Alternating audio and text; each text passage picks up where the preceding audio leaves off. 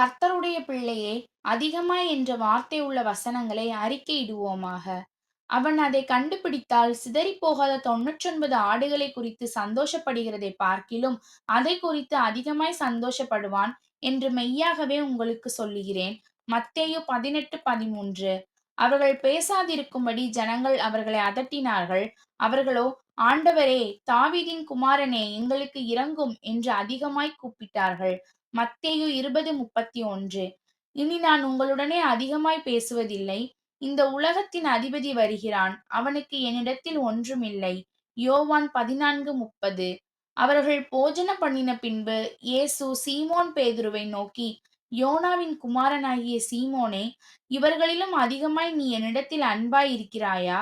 என்றார். அதற்கு அவன், ஆம் ஆண்டவரே, உம்மை நேசிக்கிறேன் என்பதை நீர் அறிவீர் என்றான். அவர், என் ஆட்டுக்குட்டிகளை மேய்ப்பாயாக என்றார். யோவான் 21:15. ஆனாலும் மீறுதலின் பலன் கிருபை வரத்தின் பலனுக்கு ஒப்பானதல்ல.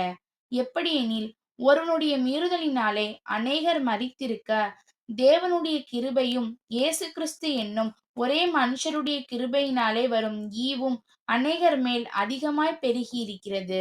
ரோமர் 5:15. உங்கள் எல்லாரிலும் நான் அதிகமாய் பாஷைகளைப் பேசுகிறேன். இதற்காக என் தேவனை ஸ்தோத்தரிக்கிறேன். 1 கொரிந்தியர் 14:18.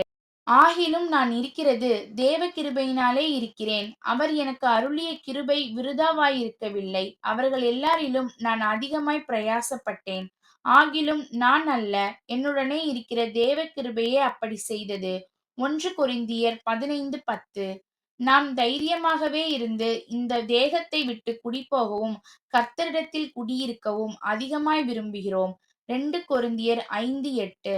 சகோதரரில் அநேகர் என் கட்டுகளாலே கர்த்தருக்குள் திடன்கொண்டு பயமில்லாமல் திருவசனத்தைச் சொல்லும்படி அதிகமாய் துணிந்திருக்கிறார்கள். பிலிப்பியர் 1:14.